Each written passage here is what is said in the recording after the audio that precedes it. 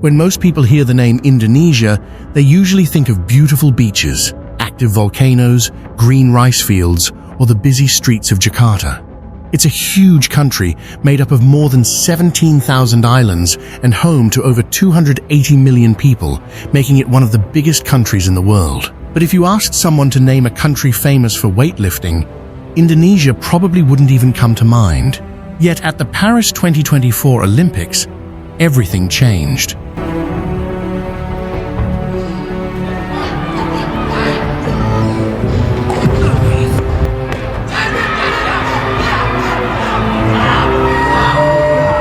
A 21-year-old lifter named Rizki Juniansyah stepped onto the platform and made history by winning Indonesia's very first Olympic gold medal in weightlifting.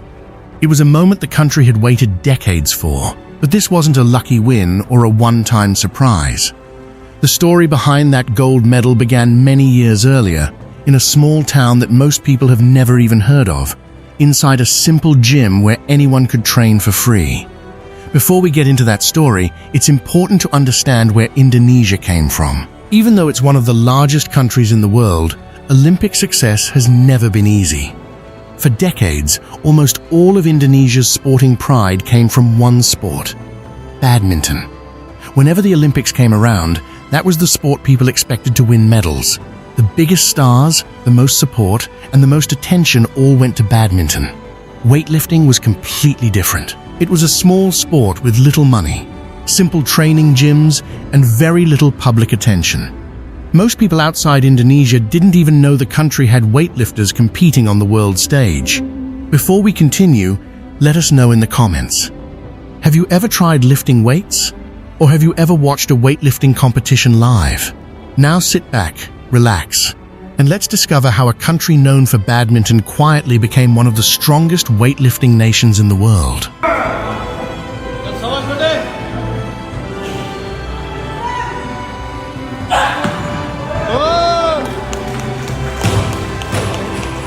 If this is your first time on Lift Icons, hit subscribe right now. By the end of this video, you will wish you had found this channel sooner. Let's go. The story really begins in the early 2000s in a small town called Metro, located in Lampung province on the southern tip of Sumatra. It's not a place many people outside Indonesia have heard of. Lampung is mostly known for farming, coffee, and quiet rural communities, not for producing Olympic champions.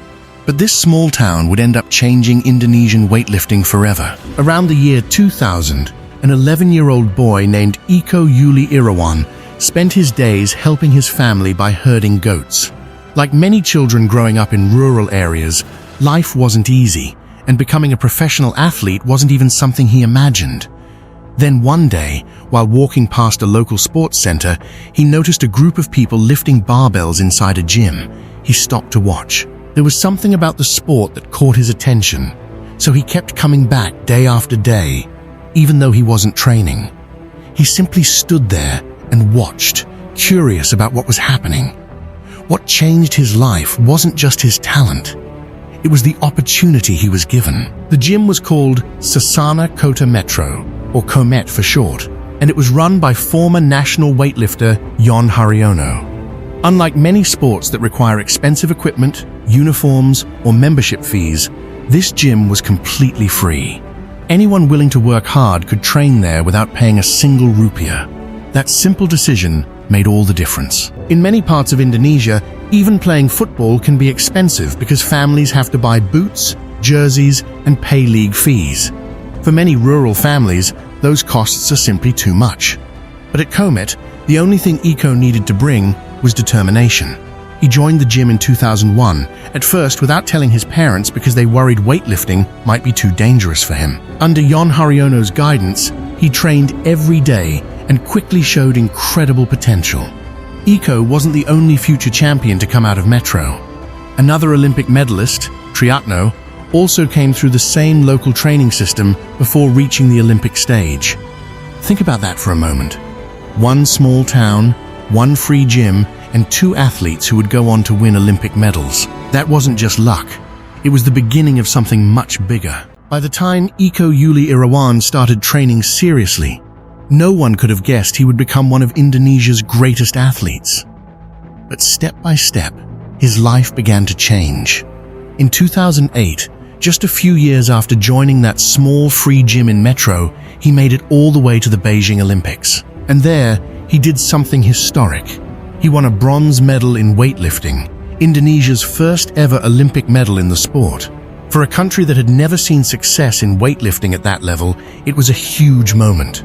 But Eko didn't stop there. He kept going, year after year, competition after competition, showing a level of consistency that is extremely rare in sports. Over time, he became a 5-time Olympian, winning multiple medals including silvers and bronzes, and eventually becoming the most decorated Olympian Indonesia has ever had in any sport.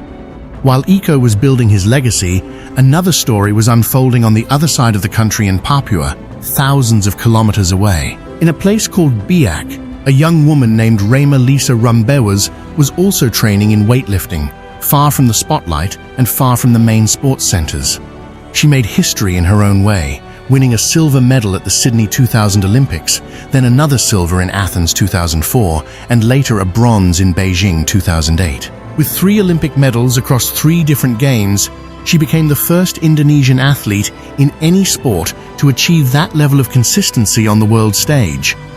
What makes this even more powerful is that her story had nothing to do with Eko's town or his gym. She came from a completely different island, a different culture, and a different environment. Yet the result was the same. World-class success in the same sport. This showed something important.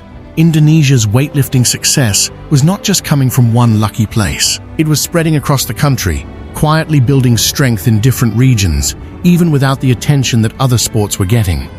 And as these athletes kept proving themselves on the Olympic stage, Indonesia slowly started to realize that something special was happening in weightlifting, something that could no longer be ignored. In 2024, everything that Indonesia had been building for years finally came together. At the Paris Olympics, 21-year-old Rizki Juniansyah stepped onto the platform with the chance to make history. He lifted an incredible 155 kilograms in the snatch and 199 kilograms in the clean and jerk, finishing with a total of 354 kilograms. That performance earned him the gold medal, making him the first Indonesian athlete ever to become an Olympic champion in weightlifting. It was a moment that inspired the entire country and proved that Indonesia could compete with the very best in the world. But behind that success were years of hard work and sacrifice. Unlike badminton, which receives most of the country's attention, funding, and sponsorship, weightlifting has always had to do more with less. Many athletes trained in small local gyms with limited equipment and far fewer resources than lifters from wealthier countries. For every champion who reached the Olympic stage, there were many others with the same dream who never got the opportunity. Even Eko Yuli Irawan's story reminds us how difficult this journey can be. At 35 years old, he arrived in Paris hoping to make history once again by becoming the first weightlifter ever to win medals at 5 different Olympic Games. Sadly, it wasn't meant to be. He failed all 3 of his clean and jerk attempts and left the competition without a medal. It was a heartbreaking ending for one of Indonesia's greatest sporting legends, showing that even the best athletes cannot escape the challenges of elite competition. The same year brought another sad moment when Raema Lisa Rumbewas, one of the pioneers of Indonesian weightlifting and the country's first athlete to win Olympic medals at 3 different games, passed away at the age of just 43. These moments remind us that Indonesia's rise in weightlifting wasn't a smooth journey filled only with victories. It was built through years of dedication, disappointment, sacrifice, and the determination of athletes who kept believing in a sport that often stood in the shadow of badminton. Today, Indonesia's weightlifting program is entering a new chapter. With an Olympic gold medal already in hand, the country is no longer seen as an underdog in the sport. Rizki Juniansyah is still in his early 20s, which means he could remain one of the world's best weightlifters for many years. By the time the Los Angeles 2028 Olympics arrive, he will still be in his prime and have a real chance to defend his Olympic title. Behind him, a new generation of young lifters is coming through the same local training systems that helped produce champions like Eko Yuli Irawan and Triatno. They may not have world-class training centers or huge budgets, but they have something just as important: a strong culture of hard work and coaches who know how to develop talent. Badminton may still be Indonesia's biggest sport, but weightlifting has earned its place in the country's Olympic story. What makes Indonesia's success so special isn't that it suddenly produced great athletes overnight. It happened because opportunities slowly reached places where they never existed before. A free gym in a small town gave one young boy a chance to discover his talent. A young woman from Papua proved that champions could come from anywhere in the country. Years later, another young athlete stood on the Olympic stage and finished the journey they had all helped begin. Indonesia's rise in weightlifting is a reminder that talent can be found anywhere, but talent alone is never enough. Sometimes, all it takes is one open door, one coach who believes in you, and one chance to change a life forever. If you enjoyed this story and want to discover more incredible journeys from the world's strongest athletes and nations, make sure to subscribe to Lift Icon. We'll see you in the next video.